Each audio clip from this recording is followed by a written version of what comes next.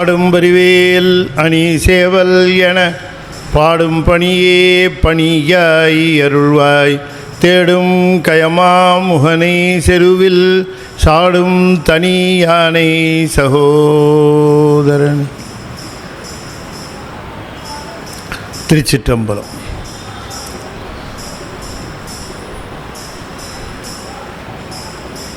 எழுதரு மறைகள் தேரா இறைவனை எல்லில் கங்குல் பொழுதரு காலத்தென்றும் பூசனை விடாது செய்து தொழுதகை தலைமை தேர துளும்புகன் நீருள் மூழ்கி அழுது அடியடைந்த அன்பன் அடியவர்க்கு அடிமை செய்வோம். திருச்சிற்றம்பலம்.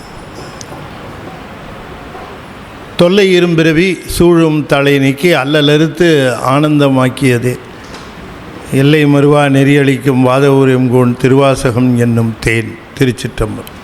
தென்னாடுடைய சிவனே போற்றி, நாட்டவர்க்கும் இறைவா போற்றி, ஏகம்பத்துரை எந்தாய் போற்றி, பாகம் பண்ணுரு ஆனாய் போற்றி, பராய்த்துறை மேவிய பரனே போற்றி, சிராப்பள்ளி மேவிய சிவனே போற்றி, அண்ணாமலையமண்ணா போற்றி, கண்ணாரமுத கடலே போற்றி, காவாய் கனகத்திரளே போற்றி, கைலை மலையானே போற்றி போற்றி, வெற்றிவேல் முருகனுக்கு அரோகரா. திருச்சிற்றம்பலம். அண்ட சராசரங்களுக்கெல்லாம் அதிபதியாக விளங்கக்கூடிய முருகப்பெருமானுடைய ஒப்பற்ற பெரும் கருணையினாலே சென்னை ஐசிஎஃப் அருள்மிகு கமலநாயர் சத்சங்கம் மிகச்சிறப்பாக நிறுத்தி கொண்டிருக்கக்கூடிய ஞான வேள்வி ஆகிய திருவாசகத்தில் திருச்சதகத்தில் நாம் இன்றைய தினம் எத்தனையோ செய்திகளை வைத்திருக்கிற இறைவன் அந்த வினை துன்பங்களில் இருந்து விடுபடுவதற்கு வழி வைக்காமல் இருந்திருப்பானா?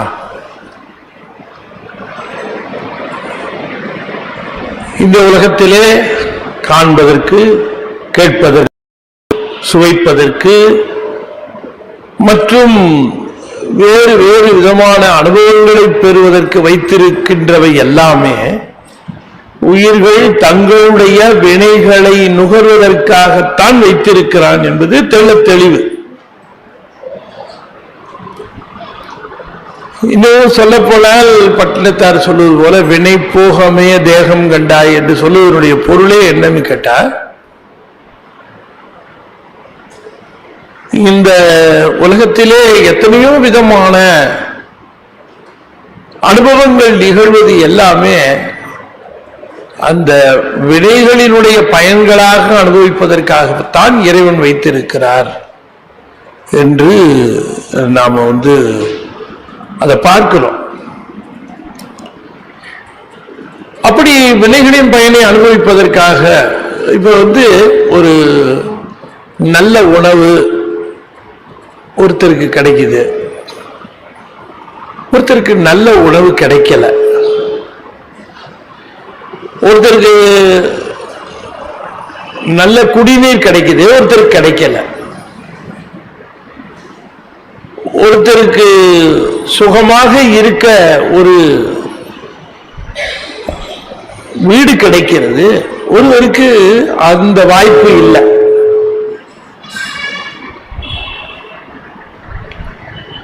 ஒருவருக்கு வாழ்க்கையிலே பல்வேறு விதமான வசதிகள் வாய்ப்புகள் இருக்குது, இன்னொருவருக்கு இல்லை. இப்ப இந்த உணவு அல்லது இருப்பிடம் என்று சொல்லக்கூடிய வசதிகள் ஒருவருக்கு உண்டு, இன்னொருவருக்கு இல்லை என்று சொல்லுகிற அந்த தன்மையில ஒரே உலகத்திலே ஒரே விதமான நிலைமையிலே இவ்வாறு மாறுபாடு இருப்பதற்கு காரணம் என்ன என்று கேட்கிற பொழுது அவரவர் வினை வழி அவரவர் வந்தனர் அப்படிங்கிற ஒரு சொல்யூஷன் தான் சரியா இருக்கு. எந்த எக்ஸ்பிளனேஷனும் சரியா வரல. இப்ப நான் ஒருவர் உணவு இல்லை, உண்ண முடியல, ஒருத்தர் நல்லா உண்ணுகிறார், ஒருத்தர் உண்ண முடியல அப்படின்னு சொல்லுகிற பொழுது நீங்க என்ன நினைப்பீங்கன்னா, அவர் வசதி இல்லை, சௌரியம் இல்லை, காசு பணம் இல்லை, வறுமையில் இருக்கிறார், அதனால சாப்பிட முடியல. இல்ல, அவரு காசு பணத்தோட இருக்கிறார், வசதியோட இருக்கிறார், ஆனாலும் சாப்பிட முடியல. ஏன்னா அவருக்கு நோய் இருக்கிறது. அப்ப இந்த உலகத்திலே இருக்கக்கூடிய அனுபவங்கள் மறுக்கப்படுவதும் தருவதும் இவையெல்லாம் வினையின்பால் அப்படின்னு சொல்லுது. அப்ப எல்லாமே வினைவயத்தினாலே நுகர்வுகள் நிகழ்ந்து கொண்டிருக்கின்றன. இப்படி வச்ச இறைவன் வினை பயன்கள் இல்லாமல் நுகர்வதற்கென்று அவர் ஏதும் வைக்கவில்லையா? வினை பயன்களே இல்லாமல் ஒன்றை அனுபவிப்பதற்கு இங்கே ஏதும் இல்லையா அப்படின்னு நமக்கு ஒரு கேள்வி. அப்ப அந்த கேள்விக்கு பதில் என்ன அப்படின்னு நாம பார்க்க வேண்டி இருக்கிறது. அப்ப உலகத்தை அவர் இறைவன் படைத்ததே இந்த வினைகளை நுகர்வதற்காக மட்டும்தானா, அல்லது வினைப்பயன்களுக்கு மேலாக வினைப்பயன்கள் தேவைப்படாமலேயே இந்த உலகத்தை அனுபவிப்பதற்கு அல்லது அனுபவம் பெறுவதற்கு ஏதாவது வைத்திருக்கிறாரா என்று பார்க்கிற பொழுது நியாயமா பார்த்தா அப்படித்தானே வைக்கணும். நியாயமா பார்த்தா அப்படிதான் வைக்கணும்.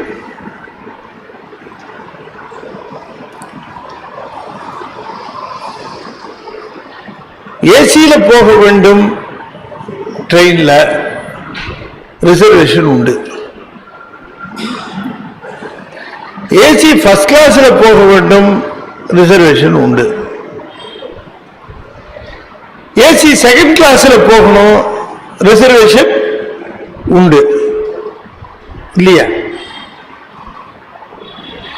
இல்ல வெறும் ஏசி இல்லாம 3 டயர்ல போகணும், அதுக்கு ரிசர்வேஷன் உண்டு. இப்படி அதுல போகணும் இதுல போகணும் என்று சொல்லுகிற பொழுது அந்த மாதிரி ரிசர்வேஷன் பண்ணி போகிறதுக்கான வாய்ப்புகள் அத்தனையும் கொடுக்கப்பட்டிருக்கு. நான் ரிசர்வே பண்ணல, போக முடியாதா அப்படின்னு கேட்டா அப்படியும் போக முடியும். அன்ரிசர்வ்ட் கம்பார்ட்மெண்ட்ஸ் ஆப்ஷன் இருக்கா இல்லையா? நீ வினைகளை கொண்டு இதை நுகரலாம், அதை நுகரலாம், இதை நுகரலாம் என்றெல்லாம் சொல்லுகிற பொழுது வினையே இல்லாமல் நுகர்வதற்கு வாய்ப்பு இருக்கிறதா என்று கேட்கிற பொழுது அது அங்க ஒன்று வைத்திருக்கிறார். அதாவது ஈசனை அனுபவிப்பதற்கு, ஈசனை தொண்டு செய்து அனுபவிப்பதற்கு, ஈசனை துதி செய்து அனுபவிப்பதற்கு வினை பயன் தேவையில்லை.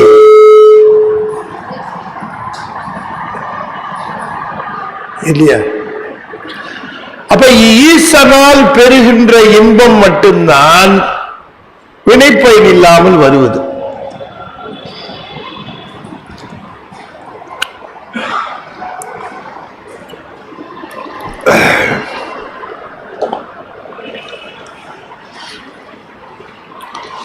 எல்லாமே காசு கொடுத்து வாங்கும் போது ஃப்ரீ ஆஃப் சார்ஜ் ஒண்ணு கிடைக்குதுன்னு சொன்னா அதுக்கு அட்ராக்ஷன் இருக்கணுமா இருக்கக்கூடாதா?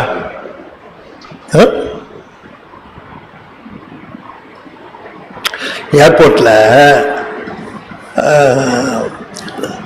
வந்து நீங்க டொமஸ்டிக் ஏர்போர்ட்ல போனாலும் சரி,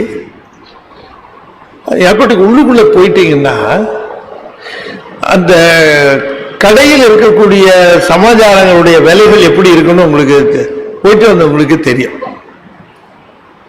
வெளியில ஒரு 40 ரூபா 35 ரூபா கூட அந்த காஃபிக்கு புறமானம் கிடையாது. ஆனா உள்ளுக்குள்ள 150 ரூபாமா இந்த காஃபி. இந்த தண்ணி பாட்டில் இருக்கு இல்லையா, அது 20 ரூபா தானே வெளியில. ஆனா உள்ள வாங்கினீங்கன்னா 120 ரூபா. எது அந்த தண்ணி பாட்டில், 1 லிட்டர் பாட்டில் இருக்குது. ஒரு 2 பிரெட் வச்சிருக்கான், நடுவில் வேக வைக்காத முட்டைக்கோசை வச்சிருக்கிறான், ஒரு வெங்காயம் வச்சிருக்கான், தக்காளி வச்சிருக்கிறான், அதுக்கு பேர் சாண்ட்விச்சுங்கிறான். அது பேர் சாண்ட்விச் அப்படிங்கிறான். 350 ரூபா விலை. இப்படி இவ்வளவு அதிகமா விற்கிறானே அப்படின்னு கேட்டா அவ்வளவுதான், அப்படிதான் வாங்க முடியும். ஆனா உள்ளுக்குள்ள வேற வழி இல்லைல்ல. உள்ள போன அது என்னவோ தெரியல, வெளியில குடிக்கணும்னே தோண மாட்டேங்குது. உள்ள போனதுக்கு அப்புறம் வாழ்க்கையிலேயே காப்பி இனிமே நம்ம குடிக்க மாட்டோம், இப்ப குடிச்சாதான் உண்டு ஒரு ஃபீல் வரும் பாருங்க. வெளியில மதிக்கவே மாட்டோம். அதுக்கு போய் அங்க இப்படி பண்ணிட்டு இருந்தேன்னா, அப்போ ஒரு தடவை நான் டேராடூன் போனேன். டேராடூன் போறதுக்காக, திருக்கேதாரம் போறதுக்காக, அது டேராடூன் போன ஒரு 3 ஃப்ரெண்டு, அந்த யூஎஸ்ல இருந்து வந்திருந்த டீம், அவரோட போய் நிற்கிறேன். அப்ப அந்த டீம்ல ஒருத்தர் சொன்னாரு, நம்ம போய் ஒரு காசு சாப்பிட்டு ஏதாவது பிஸ்கட் இது சாப்பிடலாம், பிஸ்கட்டோ ஏதோ ஒன்று சாப்பிடலாம் வாங்கணும். அப்ப நான் சொன்னேன், எதுக்குங்க கண்ணாமண்ணான்னு வேலை இருக்கும், ஜாஸ்தியா இருக்கும், இங்க எதுக்கு போய் சாப்பிட்டுட்டு வேலையை கொடுத்துக்கிட்டாரு அப்படி. இல்ல நீங்க வாங்கல அப்படின்னாரு. அங்க கூட்டு போனா ஒரு ஒரு ஒரு குறிப்பிட்ட இடத்துக்கு கூட்டிட்டு போனார். அங்க எல்லாம் வரிசையா இருக்கு, ஒரு குறிப்பிட்ட இடத்துக்கு கூட்டிட்டு போனார். அந்த இடத்துக்கு கூட்டிட்டு போய் காஃபி வாங்கலான்னாரு. சரி காஃபி வாங்கி கொடுத்தாரு. காஃபி சாப்பிட்டேன். எப்படி இருக்கு காஃபின்னாரு. நல்லா இருக்குங்க. ஏர்போர்ட்டு நல்லா இருக்குங்க. எவ்வளவு நல்லா இருக்குங்க? 150 ரூபா போட்டாருன்னா. 30 ரூபா. என்னங்க சொல்றீங்க? இத்தக பில்லு 30 ரூபா. அப்புறமா பாக்குறேன், 2 பிஸ்கட் போட்டானே, நிச்சயமா 60 ரூபா போட்டிருப்பான் 2 பிஸ்கட்டை அப்படின்னு. இல்ல 10 ரூபா, 5 rupees 10 rupees கொடுத்தார். அப்பதான் ஒரு ரகசியம் சொன்னாரு. ஏர்போர்ட்ல உள்ளுக்குள்ள நிறைய ஹோட்டலுக்கு டெண்டர் கொடுப்பான், எல்லாரையும் கொடுப்பான். ஆனா ஒரே ஒரு கண்டிஷன் என்னன்னு கேட்டா, வெளியில என்ன விலைக்கு விற்கிறாங்களோ அதே விலையோடு கூடிய ஒரு கேன்டீனும் அந்த ஏர்போர்ட்டுக்குள்ள இருக்கணும்னு சட்டமா. அப்படி ஒரு சட்டத்தினால ஒரே ஒரு ஹோட்டல் மட்டும் உள்ள இருக்கும். ஆனா அது வருகிறவர்களுக்கு அது சரியா தெரியாததுனால எல்லா இடத்துலயும் அதிகமா விலை கொடுத்து வாங்கிட்டு போவாங்க. இங்க ஒண்டிதான் இந்த சீப்பா கிடைக்கும், அதை தெரிஞ்சுக்கிட்டு இங்க சாப்பிட்டா சாப்பிட்டுக்கலாம் அப்படின்னாரு. அடாடாடாடா, தெரியாம போச்சே. அப்ப இது மாதிரி எல்லா டொமஸ்டிக் ஏர்போர்ட்லயும் சட்டம், உள்ளுக்குள்ள ஒரு ஹோட்டலு இந்த மாதிரி பிரைசஸ் லோக்கல் பிரைசஸோட இருக்கணும் அப்படின்னு. ரொம்ப ஒரு மகிழ்ச்சி தர செய்தி தானே. அது மாதிரி இந்த உலகத்துல எல்லாத்தையும் வினைப்பயன்களால தான் அனுபவிக்க முடியும் அப்படின்னு சொல்லுகிற பொழுது, வினைப்பயன் இல்லாமையும் அனுபவிக்கிறதுக்கு ஒரு கடை உண்டு. அதுதான் சொக்கநாதன் அண்ட் ஷாப்பு.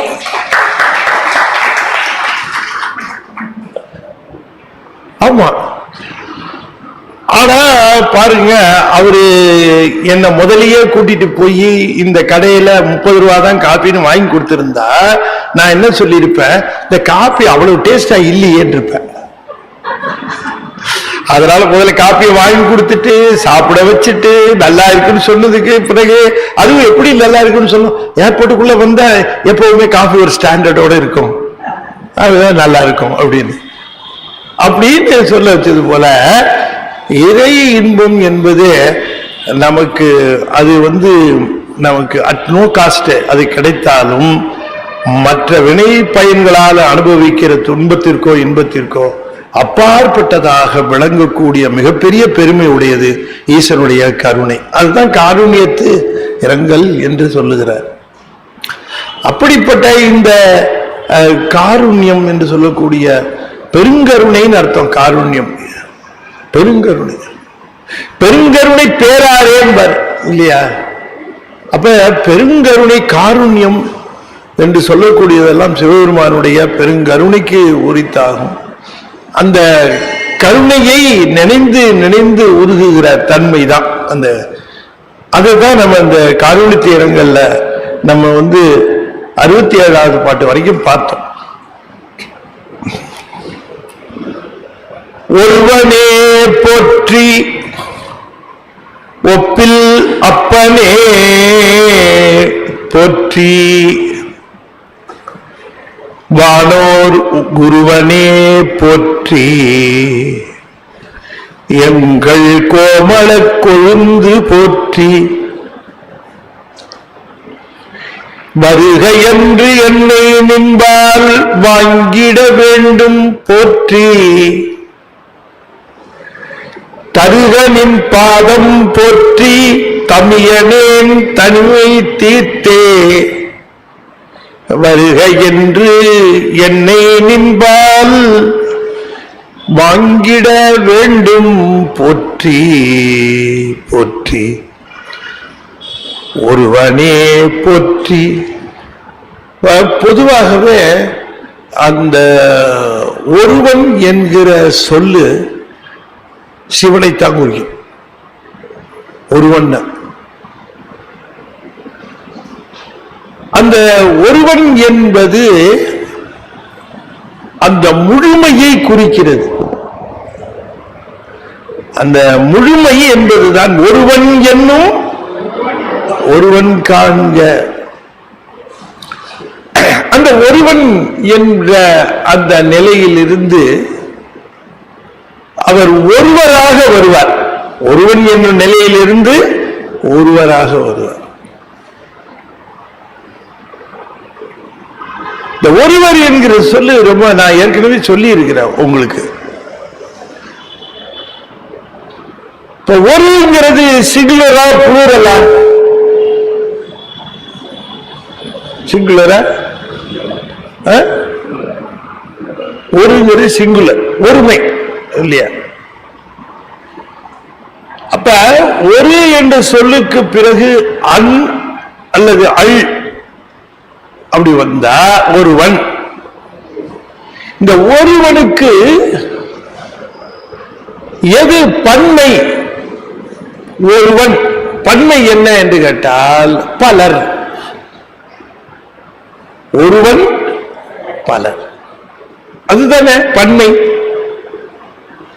அப்ப அந்த பலர் என்கிற பொழுதும் அந்த அர் விகுதி வரும். பன்மை விகுதின்னு பேரு அதுக்கு. எது அருங்கிறதுக்கு என்ன விகுதி? பன்மை விகுதின்னு பேரு. அப்ப ஒருவன் அப்படிங்கிறதுல அன் என்பது ஒருமை விகுதியானால் அர் என்பது பன்மை விகுதி. ஒருவன் வரலாம், அது ஒரு இது ஒருமை விகுதி. ஒரு அன் ஒருவன் வரலாம். ஆனா ஒரு அப்படின்னு சொன்னதுக்கு பிறகு பன்மை விகுதியா அரு வரலாமா? ஒருவர் அப்படின்னு வரலாமான்னா வரக்கூடாது, தவறு.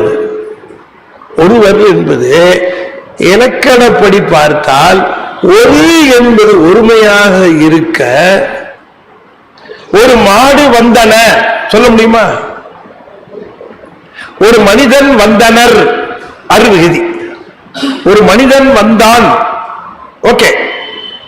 ஒரு மனிதன் வந்தான், ஓகே. ஒரு மனிதன் வந்தனர் அரு விகுதி போடக்கூடாது. வந்தான் ஆண் விகுதி போடலாம், அரு விகுதி போடலாமா? வந்தனர் போட முடியாது. இப்ப ஒரு வந்தா அன் விகுதி வரலாம், அழு விகுதி வரலாம். அரு விகுதி எப்படி வரும்? பன்மை. ஆனால் ஒருவர் அப்படின்னு இருக்கு. ஒரு பிளஸ் அர் ஒருவர்.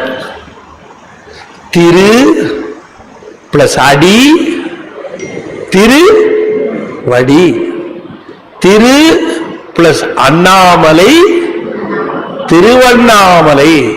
ஒரு பிளஸ் அர் ஒருவர். இந்த வானம் எப்படி வந்ததுன்னு உங்களுக்கு சொல்லுகிறேன். ஒரு அருதான் அது. ஆனா ஆனாங்க வரும்போது என்னாச்சு? வானாவாயிடுச்சு. திரு அடி திருவடின்னு ஆச்சு. திரு அண்ணாமலை திருவண்ணாமலைன்னு ஆச்சு. அதுபோல இங்க ஒரு அரு என்பது ஒரு மருன்னு ஆச்சு. அப்படி வரலாமான்னா அப்படி வந்தால் அது தவறு அப்படின்னு இலக்கணத்துல தவறு. நீங்க என்ன நினைக்கிறீங்கன்னு எனக்கு தெரியுது, அதை நான் பின்னால சொல்றேன். என்ன இலக்கணப்படி ஒரு அருங்கிறது தவறு. அது நான் உங்களுக்கு புரிஞ்சுதா? ஆனா இந்த ஒரு அரு என்பது ஒருவர் என்பது எப்படி வந்தது, முதல்ல தமிழ்ல வந்தது அப்படின்னு கேட்கிற பொழுது அந்த ஒருவர் என்பது ஒரே ஒரு நிலைக்குத்தான் பொருந்தது. என்னன்னு கேட்டா,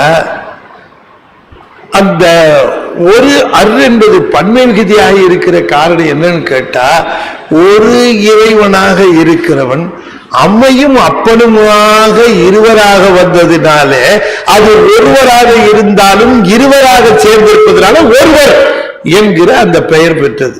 எனவே ஒருவர் என்பது அம்மையப்பரை குறிப்பது. பாத்தீங்களா? அப்ப இந்த ஒருவர் என்ற அந்த சொல்லுக்கு எங்கேயுமே இலக்கணம் தேட முடியாது. சிவபெருமான் ஒருவன் தான் இலக்கணம், ஒருத்தன் தான் அம்மையப்பர். அப்படி ஒரு இலக்கணம்.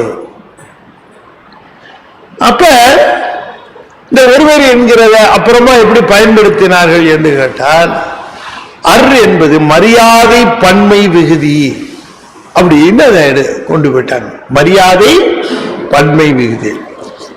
ஒருவன் தான் ஒருத்தர வராரு, ரொம்ப உயர்ந்தவர், பார்த்தா கொஞ்சம் நல்ல நீட்டா ட்ரெஸ் பண்ணியிருக்காரு, திருநீர்லாம் பூசிருக்காரு, ருத்ராட்சம் போட்டிருக்காரு, சிவசிவான்னு சொல்லிட்டு இருந்தார். எத்தனை பேர் வந்திருக்கா? ஒருவன் வந்தான் அப்படி சொல்லுவோமா? என்ன சொல்லுவோம்? ஒருவர் வந்தார் அப்படின்னு சொல்லுவோம். ஏன்னா அது ஒருத்தரா இருந்தாலும் அது மரியாதை பன்மை விகுதியினாலே ஒருவர் வந்தார் அப்படின்னு சொல்லுவோம். ஆனாலும் கூட இலக்கணப்படி ஒருவர் என்கிற அந்த ஒரு சொல்லானது அம்மையப்பராக இருக்கக்கூடிய சிவபெருமானுக்கு மட்டுமே சால பொருந்துவதாக அது அமைந்திருக்கிறது. ஒருவனே போற்றி. ஒருவன் என்று சொன்னால் அது சிவபெருமானையே குறிக்கும். அந்த பெருமான் ஒருவன் என்று சொல்லப்படுகின்ற பெருமை உடையவர். ஒருவனே போற்றி ஒப்பில் அப்பனே போற்றி. ஒப்புமை சொல்லப்பட முடியாத எம் தந்தையே உனக்கு வணக்கம். குருவனே போற்றி. வானோர் குருவனே.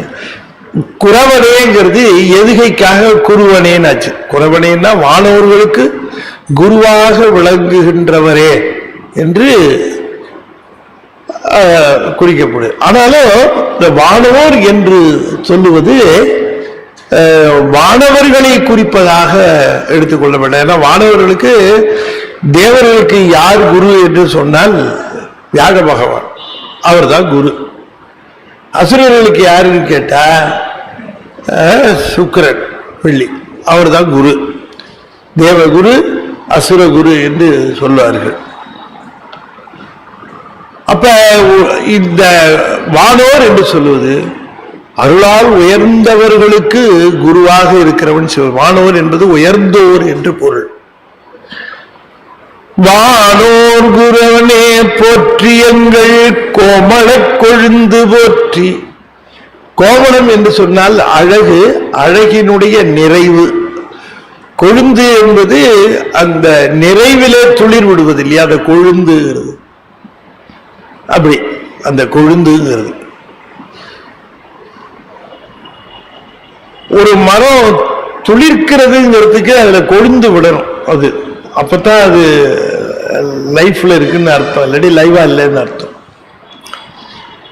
சுவாமியினுடைய அழகினுடைய, சிவபெருமானுடைய அழகினுடைய சிறு சிறு கூறுகள் தான் அங்கங்கே அழகாக இந்த உலகத்திலே தெரிந்து கொண்டு இருக்கின்றன.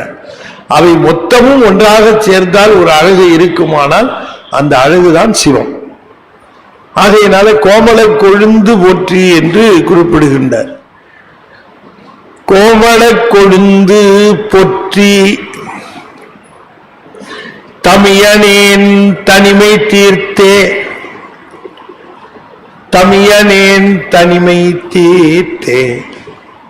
தமியனேன் என்று சொல்லுகிறார். தமி என்று சொன்னால் அது தனியாக தனித்து விடப்பட்டவன் என்று பொருள். தமியனேன் தமியனேன் என்று சொல்லுகிற அந்த நிலையிலே தன்னை சுவாமிகள் குறிப்பிட்டுக் கொள்ளுகிற பொழுது நான் தமியனேன் என்று குறிப்பிடுகின்றார். தமியனேன் என்பது தனியனேன் என்று தான் பொருள்படும். தனியனேன், நான் தனியாக இருக்கிறேன். என்ன தனியாக இருக்கிறார் அப்படின்னு கேட்டா, அப்ப அவரு மனைவி, மக்கள், வீடு, வாசல், உறவு, அரசாங்க பதவியில தனக்கு கீழே வேலை பார்க்கிற அதிகாரிகள், இத்தனை பேரோடு இருக்கிறார். மணிவாசகர் அப்படி அமைச்சராக இருக்கிறவர் அப்படி பார்த்தாருன்னா எத்தனை பேர் நிற்பார்கள், என்ன பணி ஐயா என்று கேட்பார்கள். அப்படி இருக்கிறவரு தன்னை தமியனேன் என்று சொல்லிக் கொள்ளுகிறார் என்று சொல்லுவதற்கு காரணம் என்ன அப்படின்னு பார்க்கிற பொழுது, நான் தன்னந்தனியாக இந்த உலகத்திலே இருக்கிறேன் என்று சொல்லுகிற பொழுது, நான் தொடர்பு கொள்வதற்கும் நான் அல்லது உறவு கொள்வதற்குமான சூழ்நிலையில எவரும் இல்லை இல்லையா? நான் தொடர்பு கொள்வதற்கும் உறவு கொள்வதற்குமான சூழ்நிலை எவருக்கும் இல்லை. இப்ப நான் உதாரணமா சொல்லுங்களேன், திடீர்னு நியூயார்க்லயோ வாஷிங்டன்லயோ திடீர்னு அங்க போய் நின்று அங்க ஒரு மால், உலகத்திலேயே பெரிய மால், அந்த மால்குள்ள போய் நிக்கிற, சுத்தி பார்த்தீங்கன்னா அவ்வளவு கடைங்க, ஆளுங்க, மேல போறவங்க, கீழே வரவங்க, எஸ்கலேட்டர்ல போறவங்க சுத்தி. ஆனாலும் நான் தனியனேன். ஏன்னா நான் இங்க பேசுறதுக்கோ அல்லது தொடர்பு கொள்வதற்கோ அங்க யாரும் இல்லை, இங்க யாரும் இல்லை. நான் பேசுகிற ஆங்கிலம் புரியும், ஆனால் நான் தொடர்பு கொள்ளுகிற சிவத்தை அங்கு யாருக்கும் புரியாது. அப்ப எனக்கு சிவத்தை தெரிந்தவர்கள் தான் உறவாகவும் தொடர்புடையவர்களாகவும் இருப்பார்களே தவிர, சிவத்தோடு தொடர்பில்லாதவர்களும் சிவத்தை அறியாதாரும் எனக்கு தொடர்பு கிடையாது அப்படின்னுட்டார். ஆகையினாலே நான் தன்னந்தனியாக நிற்கிறேன் என்று சொல்லுகிறார். இப்போ பெருமான் எனக்கு குருந்த மரத்தடியிலே எழுந்தருளி அருள் செய்தார். அருள் செய்ததற்கு பிறகு இனி இந்த உலகத்திலே வாழ்வதற்கு தகுதி இல்லாதவனாக செய்து விட்டார். அவருடைய கன்டென்ஷன் அதான். இனிமே இந்த உலகத்துல புல்லான் பண்ண முடியாது. இனிமே இந்த உலகத்துல நீடிக்கிறது கஷ்டம். இந்த உலக வாழ்க்கையிலே வாழ்வதற்குரிய தகுதியை இழந்து விட்டேன். அதுக்குரிய தகுதியை இழந்துருச்சு, போயிடுச்சு, அவ்வளவுதான். இனிமே என்னால இங்க எதுலையுமே ஒட்ட முடியாது, எதுலையுமே ஒட்ட முடியாது. அப்படி இருக்கிற தன்னை தமியனேங்கிறார். அப்படி இருக்கிற என்னை இங்க விட்டுட்டு போலாமா? எந்த விதமான ஒட்டுதலும் உறவும் இல்லாத ஒருவன் இந்த உலகத்தில் நாம விட்டா அவன் எவ்வளவு கஷ்டப்படுவான்னு நீ எண்ணி பார்க்க வேண்டாவா? தமியனேன் தனிமை தீர்த்தே வருக என்று என்னை நின்பால் வாங்கிட வேண்டும் என்ற, வருக என்று என்னை நின்பால் அழைத்திட வேண்டும் சொல்லல, வாங்கிட வேண்டும். ரொம்ப தேவைப்பா, நீ அதை போய் வாங்கிட்டு வா. விலை ஜாஸ்தி சொன்னான், என்ன விலை கொடுத்தாவது அதை வாங்கிட்டு வா, நமக்கு ரொம்ப தேவை. என்ன விலை? அது மாதிரி சொல்றாரு, நீ என்ன வாங்கி, என்ன விலை கொடுத்தாலாவது என்ன வாங்கிவிடு, நீ விட்டுடாத. உனக்கு அது எவ்வளவு காஸ்ட் ஆனாலும் ஆயிட்டு போகுது, நிறைய காஸ்ட் ஆகுதே, விட்டுட்டு போலான்னு நினைக்காத. ஆகினாலும் எப்படியாவது என்ன வாங்கிடு, உனக்கு இல்லையா அந்த இதை வாங்குறதுனால எனக்கு இந்த நஷ்டம் ஏற்பட்டு போகுது, வாங்கிட்டு போலாம் அப்படின்னு நீ என்னை எப்படியாவது வாங்கி விட வேண்டும். வருக என்று என்னை நின்பால் வாங்கிட வேண்டும். வருகன்னு சொல்றாரு. அந்த வருக என்று சொல்லுகிற அந்த சொல்லு இருக்கு பாருங்க, அந்த சொல் ரொம்ப முக்கியமானது. அது என்னன்னு கேட்டா, ஆன்மாவிற்கு சிவத்தின் குறிப்பு. அதுதான் ஆன்மாவிற்கு சிவத்தின் குறிப்பு. நாம எவ்வளவோ பாடுறோம், எவ்வளவோ பேசுறோம், எவ்வளவோ சொல்றோம், எவ்வளவோ வழிபாடு செய்யறோம், எல்லாத்தையும் வாங்கிட்டு கல்லூரி மங்க மாதிரி உட்கார்ந்துட்டு இருந்தாருன்னா என்னங்க? நாள் ஃபுல்லா பாடுறோம், நாள் ஃபுல்லா பேசுறோம், நாள் ஃபுல்லா சொல்றோம், எல்லாம் பண்ணிட்டு இருக்கோம். உண்டு எண்ணீர் இல்லை எண்ணீர் வாழாங்கிருப்பீர் திருவாரூரே வாழ்ந்து போதீரே அப்படின்னு சொன்னார். அப்ப அந்த இந்த ஆன்மா ஆரம்ப காலத்துல எதையும் எதிர்பார்க்காது. ஆன்மாவில் எதையும் எதிர்பார்க்காது. அது பாட்டு பூஜை பண்ணும். இவர் வாங்கிட்டாரா வாங்கலையா அதை பத்தி எல்லாம் கவலைப்படாது. தேங்காய் ரவுண்டா உடைஞ்சிருக்கான்னு மட்டும்தான் பார்க்கும்.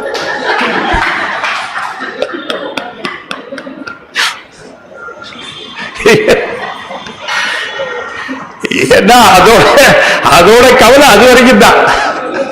இந்த தேங்காய் ரவுண்டா உடைஞ்ச, அது கோடலா உடைஞ்ச, அது இம்யூனிட்டி அப்படிங்கிறது தெரியும். அது கவலைப்படாது. அப்படி போடுவோம், அதை பண்ணு, இதை பண்ணு, இது பண்ணு, அதெல்லாம் பண்ணும், அப்படியே போடுவோம், எதிர்பார்க்காது. ஆனா நாளாக நாளாக அது என்ன பண்ணும், கொஞ்சம் கொஞ்சமாக அது எதிர்பார்க்க ஆரம்பிக்கும். எதிர்பார்க்கும். இவ்வளவு பண்றோமே, சரிடா சரியாத்தான் பண்ற, இல்ல ஏதாவது சொல்றாரா, ஒன்னும் சொல்ல மாட்டேன். பாருங்க, 6 நாள் பண்றாரு தின்னாரு. அவர்கிட்ட நீ சரியா பண்ணல, சரியா பண்ண ஒண்ணுமே சொல்லல. அவர்கிட்ட ஒண்ணும் சொல்லல. கம்ப்ளைண்ட் பண்ண ஆள்கிட்ட தான் போய் சொல்றாரு. அவன் பண்ண எனக்கு ரொம்ப பிடிக்கும், நீ ஒண்ணு அவனை வம்பு பண்ணாத அப்படின்னு கம்ப்ளைண்ட் பண்றவர்கிட்ட தான் போய் சொல்றாரு. இப்ப உயிர் அந்த அந்த பக்குவத்தில் என்னாகும், சிவத்திடம் இருந்து சங்கேதம் எதிர்பார்க்கும், திருக்குறிப்பு எதிர்பார்க்கும். இது எதிர்பார்க்கறதுல என்ன தப்பு? என்ன தப்பு? அந்த உயிர் எதிர்பார்க்கறதுல என்ன தப்பு? நான் இவ்வளவு தூரம் பேசுறேனே, என்னாவது ஏதாவது ஒண்ணு சொல்லு, எதையாவது சொல்லு. இப்படியே பேசாம இருந்தா என்ன அர்த்தம் அப்படின்னு அந்த உயிர் கேட்கும் இல்லையா? அது ஏப்பா நான் பாட்டுக்கு இப்படி இவ்வளவு தூரம் பண்ணிட்டு இருக்கிறேனே, எனக்கு வந்திருக்கு இதெல்லாம் சொல்லினா, ஒரு வார்த்தை சொன்னீங்கன்னா எனக்கு ஒண்ணு நீ கொடுத்துட வேண்டாம், இதெல்லாம் என்கிட்ட வந்துகிட்டு இருக்குன்னு ஒரு வார்த்தை சொல்லலாம்ல. இந்த ஹாஸ்டல்ல பையன்க தங்கி இருப்பானுங்க, எனக்கு ரொம்ப அனுபவம் உண்டு. ஹாஸ்டல்ல பையன் அவ்வளவு கடிதாசி போடுவாங்க, அப்பாவும் அம்மாவும் வாங்கி வாங்கி வச்சுக்குவானே தவிர இங்க நான் நலமாக இருக்கிறேன்னு ஒரு பதில் போட மாட்டான். அப்ப எல்லாம் செல்போன் கிடையாது, வாட்ஸ்அப் கிடையாது, SMS கிடையாது, ஒண்ணும் கிடையாது. அப்ப அவங்க லெட்டர் மேல லெட்டர் 7 நாளைக்கு அப்புறம் 10 நாளைக்கு ஒரு தடவை இப்படி போடுவாங்க.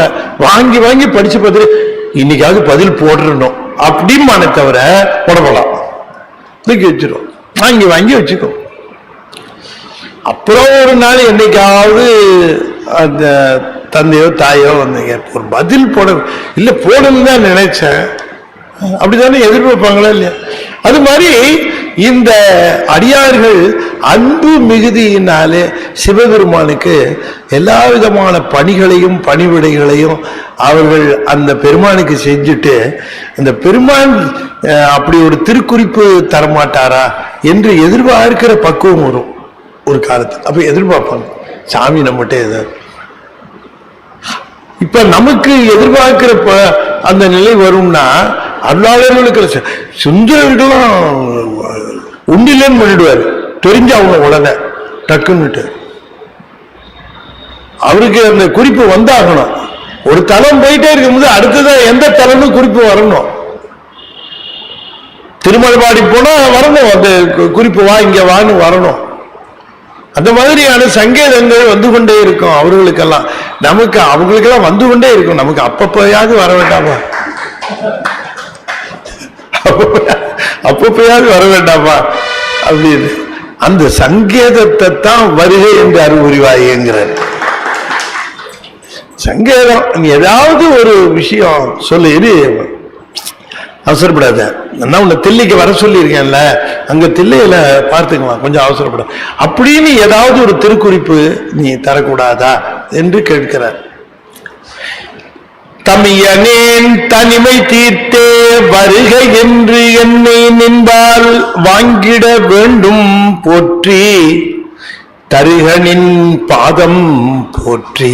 இது அப்படி கொண்டு போய் மேல சேர்த்துக்கணும். அது சொல்லுகிறோம். ஒருவனே போற்றி ஒப்பில் அப்பனே போற்றி வானோர் குருவனே போற்றி எங்கள் கோமள கொழுந்து போற்றி வருக என்று என்னை நின்பால் வாங்கிட வேண்டும் போற்றி தருகனின் பாதம் போற்றி தமியனின் தனிமையை தீர்த்தே போற்றி. இந்த திருச்சதகத்துல இந்த போற்றி பகுதியை தனியா வச்சிருக்கிறார் சாமி. இந்த போற்றி பகுதிய அந்த வணக்கம் சொல்ல எத்தனை வணக்கம் சொன்னாலும் அது தீருமா? அதுக்கு எப்ப பார்த்தாலும் நன்றி சொல்லிக்கிட்டே இருக்கணும், வணக்கம் சொல்லிக்கிட்டே இருக்கணும். அப்ப கூட நாம நன்றியில் உட்பட்டவர்கள்னு சொல்லிட முடியாது. எப்பவும் நன்றி சொல்லணும், எப்பவும் வணக்கம் சொல்லணும், எப்பவும் அவரை நினைந்து போற்ற வேண்டும் இல்லையா? இந்த பிறப்பு முழுவதுமே உனக்கு நன்றி சொல்வதற்கான பிறப்பாக எனக்கு தந்து விடப்பா, எனக்கு வேற ஒண்ணுமே வேண்டாம், இந்த பிறப்பு முழுவதும் உனக்கு நன்றி சொல்லிட்டே இருக்கிற பிறப்பா இருக்கட்டுமே, அது வேற எதுக்கும் வேண்டாம் இந்த பிறப்பு என்று கேட்கிற அந்த நிலை பெருமாளுக்கு அந்த நன்றி சொல்ல வேண்டும். அந்த நன்றி பாராட்டுவதுதான் போற்றி. அந்த நன்றி பாராட்டுவதுதான் போற்றி. எவ்வளவோ செய்யறார், நம்ம நினைந்து பார்த்து. இப்ப நமக்கு இருக்கிறதே என்னன்னு கேட்டீங்கன்னா, இந்த ஏதோ இந்த பேப்பர்ல போட்டிருப்போம், முன்ன படிச்சிருக்கிறேன் ஞாபகம் இல்லை. இப்ப இந்த இவங்க சொல்லுவாங்க, ஹிஸ்டாரியன்ஸ் சொல்லுவாங்க, the public has a precariously weak memory அப்படின்னு சொல்லுவாங்க. இந்த public has a precariously weak memory அப்படின்னு. அதே இப்ப ரொம்ப முக்கியமான விஷயமா இருக்கிறது 6 மாசம் கழிச்சு மறந்துடுவாங்க பப்ளிக், அதை மறந்துடுவாங்க. அப்ப அடுத்த இஷ்யூ வந்துடும், அடுத்த இஷ்யூல தான் நிற்பாங்க, இந்த இஷ்யூ எல்லாமே மறந்துடுவோம் அப்படின்னு. அது மாதிரி சாமி நமக்கு ஒரு உபகாரம் செஞ்சா அந்த உபகாரத்தை அப்பவும் கொஞ்சம் நினைச்சிட்டு இருப்போம், அவ்வளவுதான். அதுக்கப்புறம் இன்னொரு துன்பம் வந்தா அந்த உபகாரத்தையே மறந்துடுவோம். இதையே தான் நினைச்சிட்டு இருப்போம். இதையே இப்படி பண்ண, இதுக்கு நீ ஏன் என்ன ஒண்ணும் பண்ணாம இருக்கிற, இதுக்கு நான் இவ்வளவு அவசரப்பட்டு இருக்கிறேன், இவ்வளவு கஷ்டப்பட்டு இருக்கிறேன், உனக்கு கண்ணு கிடையாது, காது கிடையாது, மூக்கு கிடையாது அப்படின்னு அதுல இறங்கிடுவோமே தவிர இல்லையா? 6 மாசத்துக்கு முன்னாடி இவ்வளவு பெரிய உதவி செய்தாரு, எவ்வளவு பெரிய இக்கட்டில இருந்து நம்மளை அவர் விடுவிச்சாரு. அப்ப அதை நினைச்சு அவருக்கு அது இல்ல, அது என்னன்னு கேட்டீங்கன்னா ஆன்மீகம். அதனால எப்பொழுதும் சுவாமிக்கு நன்றி பாராட்டுகிற அந்த உள்ளமானது இருக்க வேண்டும். எப்பொழுதும் நன்றி பாராட்ட வேண்டும், பெருமானுக்கு நன்றி சொல்லிக்கொண்டே இருக்க வேண்டும். நன்றி சொல்வதுதான் போற்றி. போற்றி என்பது என்ன என்று கேட்டால், பெருமானுடைய பெருங்கருணையும் பேராற்றலையும் கூறி அதற்கு நன்றி சொல்லுவது. தீர்ந்த அன்பாய அன்பர்க்கு அவரினும் அந்த போற்றி பேத்தும் என் பொய்மையாட்கொண்டு அருளிடும் அன்பர்க்கு அவரினும் அந்த போற்றி. நான் அடிக்கடி சொல்லுவது என்னன்னு கேட்டா, நாம பெருமானுக்கு அன்பு செலுத்துகிற பொழுது அந்த அன்பிற்கு அவர் உடனே அதுக்கு பிரதியாக அவர் செய்து விடுகிறார். அவர் அதுல என்னைக்கும் பாக்கி வச்சுக்கிறது இல்ல, உடனே அக்கௌண்ட்ல கிரெடிட் பண்ணிடுவார். நாம ஒரு சிறந்த வழிபாடு செய்கிறோம் அல்லது ஒரு சிறந்த தொண்டு செய்கிறோம், உடனே பேப்பரை எடுத்து பழைய வல்வினை ஏதாவது இருக்குமானால் ஆய்ந்து ஆய்ந்து அறுப்பான் கான் அப்படின்னு அப்பர் சுவாமி சொல்றாங்க. என்னப்பா ரொம்ப அற்புதமான தொண்டெல்லாம் பண்றான்ப்பா, அவன் எங்க அந்த லெட்ஜர் எடுத்துட்டு வா. அது எடுத்துட்டு அந்த ஆன்மாவின் பேரில் இருக்கக்கூடிய அந்த வினைகளை அவர் இதை எடுக்கலாமா அதை எடுக்கலாமான்னு ஒரு 10-15 வினைய அப்படி தள்ளி போட்டுருவாராம், தூக்கி போட்டுருவாராம். புரியுதா உங்களுக்கு? இந்த 10-15 வினையை தள்ளி போட்டதுனால அது குறைஞ்சிருமான்னு கேட்டா, சரி அது நான் ஒன்றும் சொல்ல வேண்டியது, நம்ம அக்கௌண்ட்டை பத்தி நமக்கு தெரியாதா என்ன? ஆய்ந்தாய்ந்து அறுப்பான் கான். அதனால நம்ம என்ன பண்ணணும், டெய்லி சாமி நம்ம அக்கௌண்ட்டை எடுத்து எடுத்து ஒரு 50-60 பிச்சு பிச்சு போடுற மாதிரி பண்ணிக்கிட்டே இருக்கணும். அது மாதிரி ஏதாவது தொண்டு வழிபாடு அது இதுன்னு எதையாவது பண்ணிக்கிட்டே இருக்கணும். நம்ம லெட்ஜ் எடுத்துருவாப்ப, இதெல்லாம் நவுத்துருப்பா, எல்லாத்தையும் நவுத்து, அதெல்லாம் வேண்டாம். அந்த அன்பு விழா அன்பு பார்த்தோம், அயரா அன்பு பார்த்தோம். இந்த அன்பு சொல்ற தீர்ந்த அன்புங்கிற. தீர்ந்த அன்பு என்று சொன்னால், அன்பு என்பதற்கு ஒரு எல்லை போடுவோமே, ஆனால் அந்த எல்லை வரைக்கும் போன அன்பு. இதுக்கு மேல அன்பு காட்டுறதுக்கு வாய்ப்பு இல்லைன்னா அந்த அன்புக்கு பேர் என்ன? தீர்ந்த அன்பு. அவ்வளவுதான். அதுக்கு மேல இங்க அன்பு காட்டுறதுக்கு வாய்ப்பு இல்லை. இப்ப திண்ணனார் காட்டுல அன்புக்கு மேல காட்ட முடியுமா?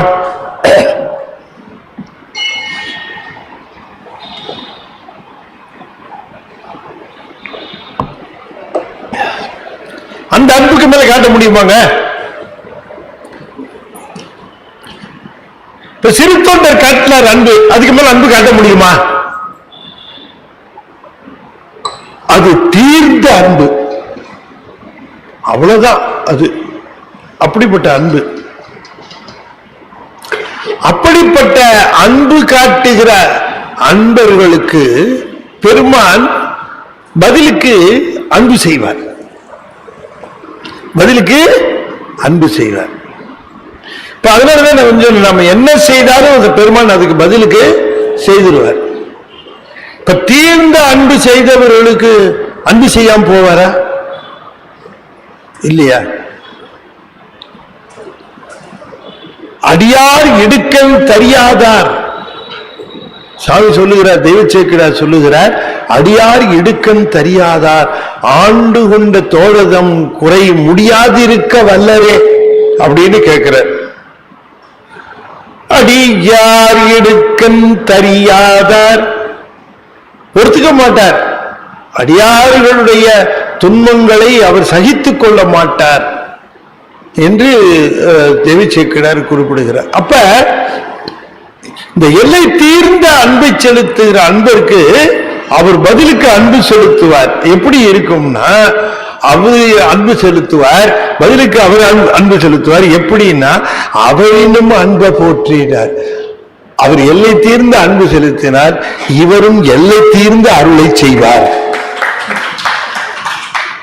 எல்லை தீர்ந்த அருளை செய்வார்.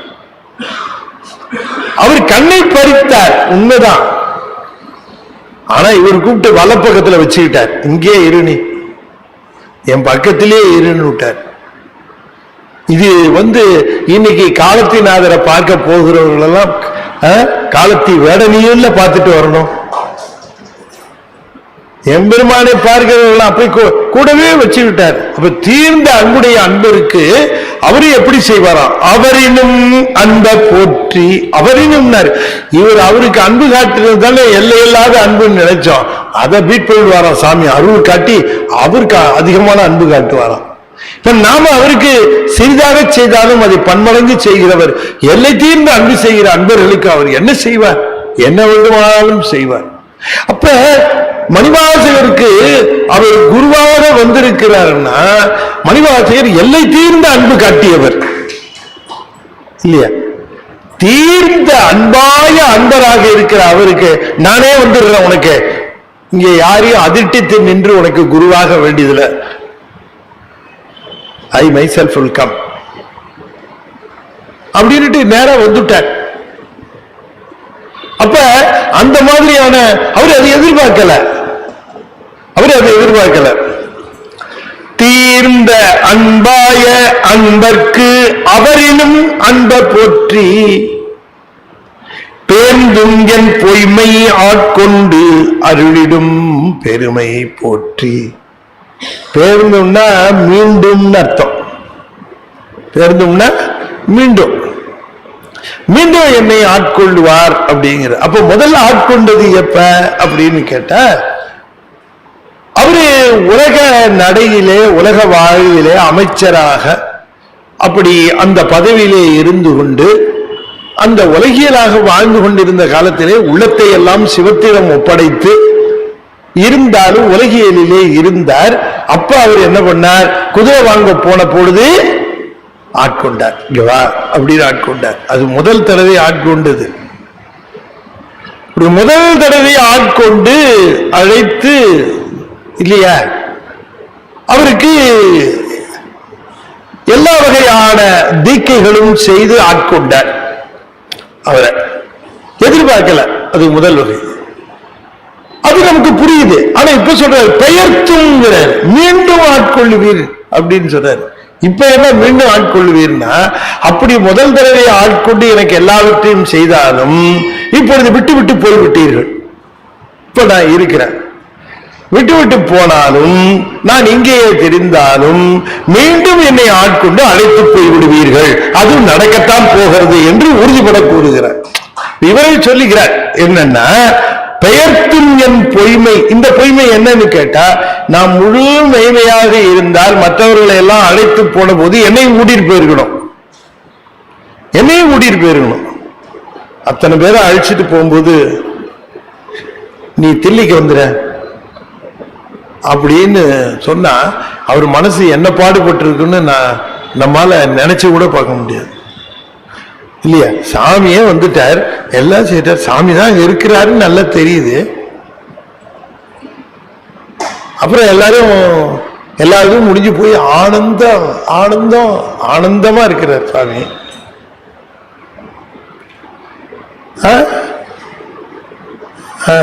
அப்ப அப்படின்னு பார்த்தார், எல்லாம் ரெடி ஆயிட்டாங்க போறதுக்கு. அப்ப போறதுக்கான சூழ்நிலை அமையுது. சாமி அப்படியே பெரும் சோதி, கரவார் சோதியில் கறந்த கள்ளமும், கருவார் சோதியில் கறந்த கள்ளமும்னார். கள்ளம்னார். ஏன் கள்ளம்னார்? என்ன விட்டுட்டு போனார? எல்லாரையும் கூட்டிட்டு போயிட்டு நம்மளையும் கூட்டிட்டு போவாருன்னு நினைச்சிட்டு இருந்தா, அத்தனை பேரும் ஒன்ற உடன்கலந்து அருளியும் எல்லாரும் ஒவ்வொருத்தரா உள்ள போறோம். சாமி நம்மளை கூப்பிடுவாருன்னு வெயிட் பண்ணிட்டே இருக்கிறாரு. எல்லாம் ஒன்னொன்னா போகுது, எல்லாம் கலக்கிறார்கள். சரி அப்படின்னுட்டு அப்ப போயிடுவோன்னு தான் நினைச்சார். ஆனா தில்லைக்கு வந்துடு என்ன, நலவழி தில்லை பொதுவினில் வருக என்று நாயினேனை ஏழை இங்கு ஒழித்து அருளி அப்படின்னுட்டு கிளம்பிட்டார். எப்படி இருக்கும்? உதாரணத்துக்காக சொல்றேன், ஒரு பெரிய விருந்து, ஒரு பெரிய நிகழ்ச்சி விருந்து, அதுல பல செலிபிரிட்டிஸ் எல்லாம் வராங்க. அந்த விருந்துக்கு நம்ம போறோம்னு வீட்டில் எல்லாரும் கிளம்பிட்டு இருக்கிறாங்க. எல்லாரையும் அழைச்சிட்டு அவங்க ஸ்பெஷல் இன்விடேஷன் வந்திருக்குது, நம்ம போறோம் அப்படின்னு ஆளாவே கிளம்புறாங்க. கிளம்பிட்டு இருக்கும்போது அதுல ஒருத்தர் ரொம்ப ஆர்வமா இருக்கிறாரு. அவரை கிளம்பிட்டு இருக்கும்போது, ஆமா யாரு வீட்டை பார்த்துக்கிறது? இல்ல பூட்டிட்டு போலாம், இல்ல பூட்டிட்டு போலாம், இருந்தாலும் வீட்டில் ஒருத்தர் இருந்து பார்த்துக்கிறது நல்லது, வீட்டை பூட்டிட்டு போனா சரியில்லை. அப்ப நீங்க அடுத்த தடவை வரலாமே, நீங்க மட்டும் இருங்க அப்படின்னு ஒருத்தரை இருக்க வச்சுட்டு மித்த அத்தனை பேரும் கார்ல கிளம்புனா இருக்க வச்சவர் எப்படி இருப்பாரு? எப்படி இருக்கும்? எவ்வளவு துன்பம்! சாதாரண உலகியல் விஷயத்துக்கே இவ்வளவு துன்பம்னா பரமான விஷயமாக இருக்கக்கூடிய பரம்பொருளோடு போக வேண்டிய அந்த வாய்ப்பு நழுவி போய் தில்லைக்கு வான்னு சொன்னான்னா என்ன, சாமியே எனக்கு தில்லைக்கு வழி தெரியாது, நீங்களும் கூட வாங்கன்னு சொல்லியிருக்கணும். நீங்களே கூட்டிட்டு போங்க சாமி, உங்க கூடவே வர, 2 பேருமா போயிட்டு அங்க வேலையை முடிச்சுட்டு போயிடலாம் சாமின்னு சொல்லிட்டு அவர் போயிட்டாரு. புலியூர் புக்கு இனிது அருளினன்ட்டாரு. அப்படி ஆகையினாலே அதை சொல்லுகிறார். பேர் துங்கன். அப்ப என்னை ஏன் விட்டுட்டு போனாரு? ஏதோ பொய்மை இருக்கு, அதான் விட்டுட்டு போயிட்டார். அப்படித்தானே அவர் நினைப்பாரு. எல்லாரையும் அழைச்சிட்டு போனவர் என்ன மட்டும் விட்டுட்டு போனது என்னவோ ஒரு பொய்மை இருக்கு, ஏதோ ஒரு பொய்மை இருக்கு. கோவாய் முடுகி அடுத்திரல் கூற்றம் குமைப்பதன் முன்னம் பூவார் அடிச்சுவடி என்மேல் பொறித்துவை. பூவார் அடிச்சுவடி என்மேல் பொறித்துவை போகவிடில் மூவா முழுப்பழி மூழும் கண்டாய். திருச்சத்தி முற்றத்துறையும் சிவக்கொழுந்தே. கோவாய் முடுகி அடுதிரல் கூற்றம் குமைப்பதன். சத்திமுற்றத்துல போய் திருவடி தீட்சை கேட்கிறார். நம்மால் அங்கேயே வாய்தா வாங்குறார். நீ திருநல்லூருக்கு வாய அப்படின்னு விட்டார். திருநல்லூருக்கு வாண்டார். சாமி ஏன் இங்க கொடுக்கல, ஏன் அங்க வர சொன்னாரு? இங்க கொடுக்காததுக்கு நம்ம கிட்ட ஏதோ ஒரு குறை இருக்கிறதுனால தானே கொடுக்கல. இப்ப நம்ம திருநல்லூர் போனா அந்த குறை போயிடுமா? அப்படியே குறை இருந்தாலும் அதை போக்க வல்லவர் இவர் தானே. இங்க கொடுக்காம அங்க வர என்ன பாடுபட்டு இருக்க ஒரு மனசு. அப்புறம் சாமி நினைந்துருகும் அடியாரை நைய வைத்தார். அவரையே நினைந்து நினைந்து நினைந்து நினைந்து உருகி கொண்டிருக்கிற அடியார்களை நைந்து போகும்படி செய்கிறாரே என்று பாடினார். நில்லாவே தீவினைகள் நீங்க வைத்தார். நனைந்தனைய திருவடியன் தலைமேல் வைத்தார். நல்லூர் எம் பெருமானார் நல்லவாவே. பேர்ந்தும் என் பொய்மை ஆட்கொண்டு. நிச்சயமா என்னை கைவிட மாட்டார். தில்லைக்கு வான்னு சொன்ன சாமி வார்த்தை மாற மாட்டார். திரும்பவும் என்னை ஆட்கொள்வார். அதனால ஆட்கொள்ளுகின்ற பெருமை உடையவனே உனக்கு வணக்கம். ஆட்கொண்டவனே வணக்கம்னு சொல்லல. திருப்பெருந்துறையிலே ஆட்கொண்டவரே வணக்கம் இல்ல, மீண்டும் என்னை தில்லையில ஆளப்போகின்றவரே வணக்கம் இல்லையா? அந்த வேறுபாடு பாருங்க. பெருந்துறையில என்னை ஆட்கொண்டவரே உமக்கு வணக்கம் அப்படின்னா அது எல்லாம் தெரிஞ்ச கதையாச்ச. பேர்ந்தும் அப்படின்னா தில்லையிலேயும் என்னை ஆட்கொள்ள போகின்றவரே வணக்கம். பார்த்த நஞ்சு அயின்று வானோர்க்கு அமுதங்கி வள்ளல் போற்றி. நஞ்சு உண்ட பெருமான் சிவபெருமான் ஒருவன் தானே இல்லையா?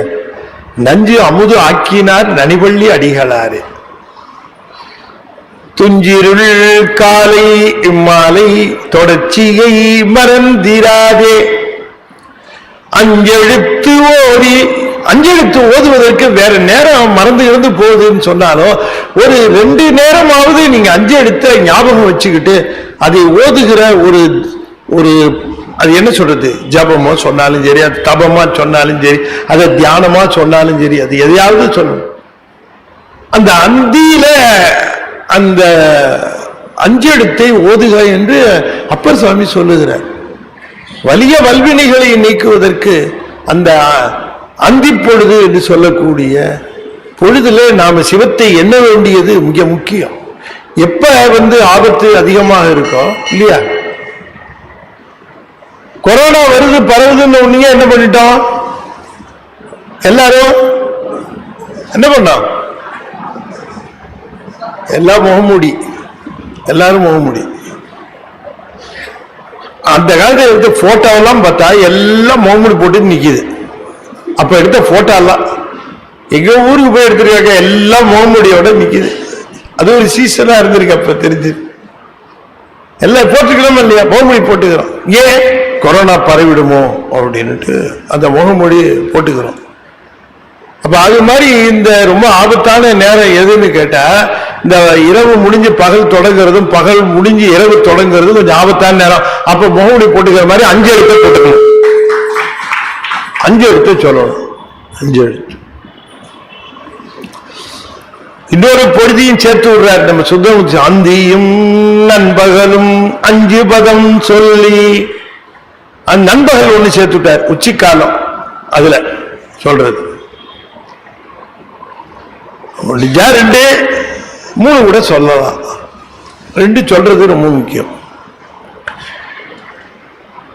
வாழ்ந்த நஞ்சு அயின்று வானோக்கு அமுதங்கி வள்ளல் போற்றி, ஆர்ந்தனின் பாதம் நாயக்கு அருளிட வேண்டும் போற்றி.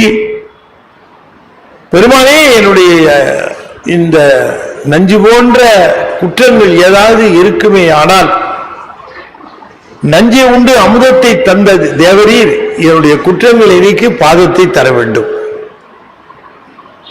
வானோர்களுக்காக நீர் அந்த நஞ்சை உண்டு அமுதத்தை தந்தீர். அப்படிப்பட்ட பெருமான் என்னுடைய குற்றங்களை நீக்கி எனக்கு உம்முடைய திருவடியை தர வேண்டும் என்று கேட்கிறார். ஆர்ந்தனின் பாதம் நாயேற்கு அருளிட வேண்டும் போற்றி. போற்றி இப்புவனம் நீ தீ காலொடுவானம் ஆனாய் போற்றி. அட்டமூர்த்தம் என்று சிவபெருமானுக்கு சொல்வார்கள். அட்டமூர்த்த வடிவமாக இருப்பான். அதுல அந்த அட்டமூர்த்தத்துல 5 பூதங்கள், இருசுடர் இயமானன் என்று சொல்லு. 5 பூதங்கள், நிலம் நீர் தீ காற்று ஆகாயம், இருசுடர் சூரியன் சந்திரன் ஆகாயம். இந்த 8 வடிவமாக சிவபெருமான் இருப்பான். அட்டமூர்த்தன் என்று அவனுக்கு பெயர். அட்டமூர்த்தனாக விளங்கக்கூடியவன் சிவபெருமான். அதை இங்கே சொல்லுகிறார். இப்புவனம் நீர் தீ காலொடு, கால்னா காற்று, வானம் ஆனாய் போற்றி. எவ்வுயிர்க்கும் தோற்றமாகி நீ தோற்றமில்லாய் போற்றி. ஒரு உயிர் அவ்வளவு சுலபமே அந்த பிரபஞ்சத்துக்குள்ள வந்துட முடியுமா? ஒரு உயிர் அவ்வளவு சுலபமா அந்த பிரபஞ்சத்துக்குள்ள வந்துட முடியுமா? It's not very easy. வந்திருக்கோம் இப்ப நம்ம உள்ள. ஆனா இது உள்ள வரணும், இந்த பிரபஞ்சத்துக்குள்ள வரணும் அப்படின்னு சொன்னா ஏதாவது ஒரு உடம்பு தேவை. இல்லைன்னா எப்படி வருது? ஒரு கரப்பாம்பூச்சி உடம்பாவது தேவை. இங்க வரணும்னா ஒரு கரப்பாம்பூச்சி உடம்பாவது இருந்தா தான் இங்க வர முடியும். அட்லீஸ்ட் அது இருந்தா தான் இங்க வர முடியும். எப்படி வருது? இல்லாட்டி உயிர் நினைச்சா வர முடியுமா? வர முடியாது. அதுக்கு ஏதாவது உடம்பு தேவை. அப்ப அந்த உடம்பை தருகிறவன் யார்? சிவபெருமான் தான் அந்த உடம்பை தருகிறான். ஆகையினாலே எல்லா உயிர்களுக்கும் இங்க தோற்றமாகி என்று சொன்னால் அந்த உயிர்கள் அந்தந்த உடலுக்குள்ளே புகுமாறு செய்து இங்கே பிரபஞ்சத்திலே அதற்கு ஒரு வாழ்க்கையை தருகிறவன் சிவபெருமான். அதற்காகத்தான் ஒன்றாக இருக்கிறான். இன்ன உயிர் இன்ன கருவுக்குள் போக வேண்டும் என்று சங்கல்பம் செய்கின்றான். அந்த உயிர் அந்த கருவுக்குள்ள என்ன டிரான்ஸ்போர்டேஷன் மோடு என்ன? இல்லாட்டி எப்படி போகும்?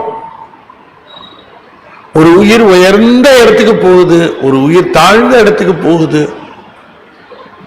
அப்ப இந்த பிறப்பில எங்கேயும் பேதமில்லை என்று சொல்லுகிறார். பிறப்பின் நிலையில பிறப்புக்கும் எல்லா உயிர்க்கும் என்று வள்ளுவர் பெருமகனார் சொல்லுகிறார். பிறப்புக்கு பிறப்புக்கும் எல்லா உயிர்க்கும் என்று சொல்லுவது அது பிறக்கின்ற பொழுது அதனுடைய சூக்கும உடம்பு எல்லா உயிர்களுக்கும் ஒன்று போலத்தான் இருக்கு. தூள உடம்பு மட்டும்தான் மாறும். எனவே பிறப்புக்கும் என்று சொல்லுவது அதனுடைய சூக்கம உடம்பு எல்லா உயிர்களுக்கும் ஒன்று போலத்தான் இருக்கும். தூள உடம்பு தான் வேறுபட்ட உடம்புகளாக இருக்கும். எனவே எந்த உயிருக்கு எந்த உடம்பு என்பதை பெருமானே தீர்மானிக்கின்றார். அதைத்தான் சொல்லுகிறார், உயிர்க்கும் தோற்றம் ஆகி. ஆனால் இவனுக்கு ஏதாவது தோற்றம் உண்டானா இல்லை. நீ தோற்றமில்லாய். தோற்றம் கிடையாது சிவபெருமானுக்கு, இல்லையா? உயிர்களானது உடம்பெடுத்து இந்த உலகிலே கரு இருந்து அவை அந்த உடம்பை பெற்றுக் கொண்டு வருகிறது. ஆனால் சிவபெருமானுக்கு அவ்வாறு கிடையாது. அவனுக்கு திருவருளே திருமேனியாக விளங்குகிறது. உயிர்க்கும் தோற்றமாகி நீ தோற்றம் இல்லாய் போற்றி. எல்லா உயிர்க்கும் ஈறு ஆய் ஈறு இன்மை ஆனாய் போற்றி. அதே மாதிரி இந்த உலகத்தை விட்டு கிளம்பணும்னா கிளம்பித்தான் ஆகணும், இல்லையா? மாட்டேன்னு யாராவது சொல்ல முடியுமா? அது என்ன சாமி நீ பாட்டு கூப்பிடுறது, அப்ப நீ போங்கிறது, அதெல்லாம் போக முடியாது, நான் இங்கேதான் இருப்பேன் அப்படின்னு இருக்க முடியுமா? இருக்க முடியுமா? இருக்க முடியாது. கிளம்புனா கிளம்பிட வேண்டியதுதான், இல்லையா? கிளம்புனா கிளம்ப வேண்டியதுதான். என்ன சாமி ஒண்ணுமே சொல்லல, நான் உலையில அரிசி வச்சிருக்கிறேன், இந்த பார்த்து பார்த்து கிளம்புங்கிறிய, வெந்தப்புறம் வரணும். அதெல்லாம் வெந்துக்கும், நீ கிளம்பு முதல்ல, தானா வந்துக்கும், இல்லையா? பஸ்ல ஏறி உட்கார்ந்துட்டு பஸ் கிளம்பியாச்சு, அப்ப கிளம்புறியான்னு. பஸ் இப்பதான் சாமி கிளம்பி, அது போட்டு நீ கிளம்பு, நான் இறங்கிட்டு இறங்கெல்லாம் வேணாம், வா போலாம். எல்லாருக்கும் ஈடு ஆனார். யாராருக்கு எப்பொழுது முடிவு என்பது அவருக்கு தெரியும். அப்படி அந்த முடிவின்படி அவர் செய்வார். ஆனால் அவருக்கென்று ஒரு முடிவு கிடையாது, அவருக்கு ஈடு கிடையாது. தோற்றம் ஈறு இல்லாதவன் சிவபெருமான். ஆனால் எல்லா உயிர்க்கும் தோற்றமும் ஈருமாக விளங்குகிறவன், இல்லையா? ஆதியும் அந்தமும் இல்லா அரும்பெரும் சோதி. ஆதியும் அந்தமும் இல்லா அரும்பெரும் சோதி. ஆதியும் அந்தமும் அவனுக்கு இல்லை. ஆனால் இங்கே வருகின்ற உயிர்கள் தங்கள் உடலோடு சேருவது தோற்றம், உடலை விட்டு நீங்குவது ஒழிவு. எல்லா உயிர்க்கும் ஈராய் ஈறு இன்மையானாய். எல்லா உயிர்க்கும் நீதான் அந்த முடிவை செய்கின்றாய். ஆனால் உனக்கு ஒரு முடிவு என்பது இல்லை. போற்றி ஐம்புலன்கள் நின்னை புணர்கிலா புணர்க்கையானே. ஐந்து புலன்களின் வழியாகவும் இந்த உயிரானது சென்று பல்வேறு அனுபவங்களை பெற்றுக் கொண்டிருந்தாலும் இந்த உயிரை அந்த அனுபவங்களிலே செலுத்துகின்ற ஈசனுக்கு அந்த அனுபவம் கிடையாது. அவர்தான் செலுத்துகிறார். செலுத்துகிற அவருக்கு எந்த அனுபவமும் கிடையாது. எந்த அனுபவமும் அவருக்கு கிடையாது. அதனாலதான் ஐந்து வென்றாய் என்று திருமூலர் சொல்லுகிறார், இல்லையா? ஒன்றவன் தானே இரண்டவன் இன்னருள்ள ஐந்து வென்றனையும்பர். ஐந்து வென்றனை என்று சொன்னால் ஐந்து புலன்களையும் இந்த ஆன்மா அனுபவிக்கும் வண்ணமாக அதிலே அதனை செலுத்தி அது அனுபவம் பெறுகிற பொழுது அந்த அனுபவத்தினுடைய அறிவை இவர் உடனிருந்து அறிந்தாலும் அவருக்கு எந்த விதமான அனுபவமும் கிடையாது, பயனும் கிடையாது. அவருக்கு பயன் கிடையாது. இந்த கண்ணினாலே நாம் காணுகிற காட்சி அதனுடைய பயன் இந்த ஆன்மாவைத்தான் சாருமே தவிர அதை காண வைக்கிற சிவத்தை சாராது. ஆகையினாலே இந்த ஐந்து புலன்களையும் ஐம்புலன்கள் நின்னை புணர்கிலா புணர்க்கையானே. நீ அந்த ஐந்து புலன்களையும் இந்த ஆன்மாவானது ஐந்து புலன்களினால் உணர்கின்ற அந்த தன்மையை தந்தாலும் தேவரீர் 5 புலன்களுக்கு அப்பாற்பட்டு விளங்குகின்ற. அதனாலதான் இந்த 5 புலன்களால் அனுபவிக்கிற அனுபவம் அல்ல சிவானுபவம். அந்த 5 புலன்களை தாண்டி போய் அனுபவிக்கிறேன்னா அது 5 புலன்களால அனுபவிக்கிற அனுபவம்னா இது ஆயிடும் இல்லையா? அதனால அப்படி அந்த அனுபவத்திற்கு அப்பாற்பட்டவனாக விளங்குகிறான். போற்றி 5 நின்னை புணர்கிலா புணர்க்கையானே போற்றி புவனம் நீத்தி காலொடுவானம் ஆனாய் போற்றி எவ்வுயிர்க்கும் தோற்றமாகி நீ தோற்றம் இல்லாய் போற்றி எல்லா உயிர்க்கும் ஈராய் ஈறு இன்னையானாய் போற்றி 5 நின்னை புணர்கிலா புணர்க்கையானே என்று இந்த உயிர்களை தோற்றுவிக்க வேண்டிய தருணத்திலே தோற்றுவித்து ஒடுக்க வேண்டிய தருணத்திலே ஒடுக்கி அந்த உயிருக்கு அனுபவத்தை ஊட்டினாலும் தான் அனுபவப்படாமல் இருக்கக்கூடிய தன்மை உடையவன் சிவபெருமான் என்று சொல்லுகிறார். அவர் செய்கின்ற உபகாரங்களுக்கு நன்றி சொல்ல வேண்டும் என்ற அந்த ஒரு பாங்கில இந்த போற்றி பகுதியை அமைக்கின்றார். போற்றி போற்றி என்று நீ செய்ததுக்கெல்லாம் நன்றி, நீ செய்ததுக்கெல்லாம் நன்றி, இனிமே செய்ய போறதுக்கும் நன்றின்னார் இல்லையா? செஞ்சதுக்கெல்லாம் நன்றி, இனி செய்ய போறதுக்கும் நன்றி. அத ஒரு மதுரை மீனாட்சி அம்மன் கோயில்ல, இந்த மதுரை மீனாட்சி அம்மன் கோயில் ஒரு அரசன் ஒரு கல்வெட்டு போட்டிருக்கிறான். இந்த கல்வெட்டு போய் இந்த கோயில எத்தனையோ பேருக்கு சேர்ந்து கட்டினார்கள், எத்தனையோ பேர் சேர்ந்து கட்டினார்கள். இந்த சேர்ந்து கட்டினவர்கள்லாம் எத்தனை பக்தி சிரத்தையோடையும் எவ்வளவு அன்போடையும் எவ்வளவு உயர்வோடையும் இந்த கட்டினார்கள். அத்தனை பேருடைய திருவடிகளையும் என்னுடைய சிரத்தின் மேல நான் தாங்கிக் கொள்கிறேன். அது மட்டும் இல்ல, இந்த கோயிலை இனிமே எதிர்காலத்தில் எத்தனையோ பேர் பாதுகாக்க போறாங்க, இதுக்கு திருப்பணி செய்வாங்க. இதை போற்றி பாதுகாக்கிறது மட்டுமல்லாம இதுல ஏதாவது பழுது இருந்தால் பழுது பார்ப்பார்கள், அதை சரி செய்வார்கள். அப்படிப்பட்டவர்கள் எதிர்காலத்தில் வருவார்கள். அவர்களுக்கு வணக்கம் சொல்லாத குற்றம் எனக்கு வந்துவிடும். அதனால அவர்களுக்கு இப்பவே வணக்கம் சொல்லி அவர்களுடைய திருவடியில என் சிரத்தின் மேல சூட்டிக் கொள்கிறேன் இல்லையா? ஆல்பர்ட் ஜே மால்விலோன்னு ஒருத்தன் புத்தகம் எழுதலாம். அது அது ரொம்ப ஒரு டிஜிட்டல் எலக்ட்ரானிக்ஸ்னு ஒரு புக்கு. என்ன சார் அதுக்கு இதுக்கு என்ன சார் சம்பந்தம் நீங்க கேட்பீங்க? இல்ல, அது எனக்கு உடனே இப்ப ஞாபகத்துக்கு வருது. அதாவது இந்த புத்தகத்தை அவன் எழுதி முடிச்சாலும் ரொம்ப நல்ல குட் சேல்ஸ். அதாவது இந்த புத்தகத்தை நான் எழுதுவதற்கு மிக முக்கியமான ஒருவருக்கு நான் நன்றி சொல்ல வேண்டும்.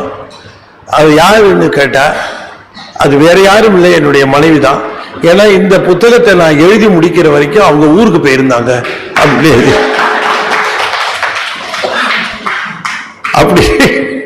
எழுதுறான். அது மாதிரி அப்ப இல்லாம இருக்கிறதே ஒரு பெரிய சௌரியமா அதை சொல்லி இருக்கிறான். ஆகையினால மணிவாசக பெருமான் அவர் சொல்லுகிறார், ரொம்ப சமத்காரமா சொல்லுகிறார், பெருமான் செய்த நன்றிகளுக்கு, செய்த உதவிகளுக்கு, உபகாரங்களுக்கு நன்றி. இனிமேலும் செய்ய போறார் எத்தனையோ. எனக்கு தில்லைக்கு போனா என்னென்னலாம் செய்வாரோ தெரியல. அதனால அதுக்கும் சேர்த்து இப்பொழுதே வணக்கம் போற்றி சொல்லுகிறேன் என்று போற்றி சொல்லுகிறார் என்று சொல்லி இந்த அளவில் இன்றைய தினம் இந்த பகுதியை நாம நிறைவு செய்கிறோம். அடுத்தது ஆனந்தத்து அழுத்தல். ஆனந்தத்து அழுத்தல், அதை நாம அடுத்த வாரம் பார்க்கலாம். அழிந்தல், ஆனந்தத்து அழுந்தல் என்பது அனுபவம் பெறுவதற்கு அழிந்து நிற்க வேண்டும் இல்லையா? அது இப்ப நம்ம வகுப்பு நடக்குது, கேட்டதோட நின்ன அனுபவம் இல்லை, கேட்டு அழிந்த வேண்டும். ஒரு காட்சியை பார்க்கிறோம், பார்க்கிறதுனால அனுபவம் இல்லை, பார்த்து அழிந்த வேண்டும். அதுபோல ஆனந்தம் அதிலே அழுந்தினால் அனுபவம். அந்த அனுபவத்தை இங்கே சொல்லுகிறார். ரொம்ப அற்புதமான பகுதி. அதனை நாம் அடுத்த வாரம் நாம் சிந்திப்போம். தவறாம வாங்க. திருவாசகத்தை அந்த 1 மணி நேரம் கேட்கறது, 1 மணி நேரம் 1.5 மணி நேரம் கேட்கறது ஒரு தவம். இது ஒரு வேள்வி, தவம் தான். இது சொற்பொழிவு கேட்கிறதோ அல்லது வேற உரை கேட்கிறது அந்த மாதிரி இதை ஒரு தவமாக கருதுங்கள். இந்த தவம் செய்வதுதான் நம்முடைய வினைகளை பொசுக்கும். அப்படி தவமாக இதை நீங்கள் செய்ய வேண்டும். வந்து பெருமானையும் மணிவாசகரையும், மணிவாசகரை குருவாகவும், குருவின் மூலமாக சிவத்தையும் காணுகிற அனுபவம் திருவாசக உரை. அதனை கேட்டு நீங்கள் அந்த அனுபவம் பெறுங்கள் என்று சொல்லி, அடியே நம்முடைய திருவாசகத்திற்கு குறிப்புரை எழுதியிருக்கிற அந்த நூல் இருக்கிறது, வேணுங்கிற அன்பர்கள் பெற்றுக்கொள்ளலாம். பெரிய புராணம் முழுமையும் நான் பேசியிருக்கிறேன். எல்லா பாடல்களுக்கும் 4273 பாடல்களுக்கும் பேசியிருக்கிறேன், வாங்கிக் கொள்ளுங்கள். அது மட்டும் இல்லாம நம்முடைய கமலவன சத்சங்கம் வெளியிட்டு இருக்கக்கூடிய இந்த 9 தந்திரங்கள் அடங்கிய யூஎஸ்பி உங்ககிட்ட ஒரு காப்பி இருக்கணும். எல்லாத்திட்டையும், அத்தனை பேர்த்துக்கிட்டையும் ஒரு காப்பி இருக்கணும். ஏனென்றால் அது ஒரு பொக்கிஷம் போல நம்மிடம் இருக்கணும். யூடியூப்ல இருக்கு சார், எதுக்கு நமக்கு அப்படின்னு நினைக்காதீங்க. யூடியூப் எல்லாம் நம்ப முடியாது. நமக்குன்னு ஒரு காப்பி இருக்கணும். அதை எப்போ வேணாலும் போட்டு கேட்கணும், எப்போ வேணா கையில இருக்கணும். அந்த மாதிரி இந்த பதிவுகள் எல்லாவற்றையும், அதே போல அந்த புத்தகம் 9ஆம் தந்திரத்தினுடைய புத்தகம், அது ஒரு காப்பியை நீங்க வச்சுக்கணும் என்று சொல்லி இந்த அளவில் இதனை நீங்க மற்றவங்களுக்கு ஆற்றுப்படுத்துங்கள். வராதவர்கள் இருப்பார்கள், வராதவர்களுக்கு நீங்கள் ஆற்றுப்படுத்துங்கள் என்று சொல்லி மிக அற்புதமாக கேட்ட உங்களுக்கு பெருமானுடைய திருவருளும் மணிவாசகருடைய குருவருளும் உங்களுக்கு நிறைந்து உங்கள் சிந்தையிலே விளங்கும். அந்த சிந்தை தூய்மை என்பது திருவாசக உரை கேட்பதிலே நிகழும். அது உங்கள் எல்லோருக்கும் வாய்க்க வேண்டும் என்று சொல்லி, தொடர்ந்து இந்த திருவாசக வேள்வியிலே தவறாமல் கலந்து கொண்டு நீங்கள் பயன்பெற வேண்டும் என்று சொல்லி நிறைவு செய்யும் முகமாக 5 எழுத்து 5 முறை ஓதுவேன். அன்பர்கள் தொடர்ந்து ஓத வேண்டும் என்று திருவடி பணிந்து வேண்டிக் கொள்கின்றேன். ஓ நமச்சிவாய, ஓ நமசிவாய, ஓ நமசிவாய, ஓ நமச்சிவாய, ஓம் நமச்சிவாய. திருச்சிற்றம்பலம். தென்னாடுடைய சிவனே போற்றி, என் நாட்டவர்க்கும் இறைவா போற்றி, வெற்றிவேல் முருகனுக்கு அரோகரா. திருச்சிற்றம்பலம். நம சிவாய. நல்ல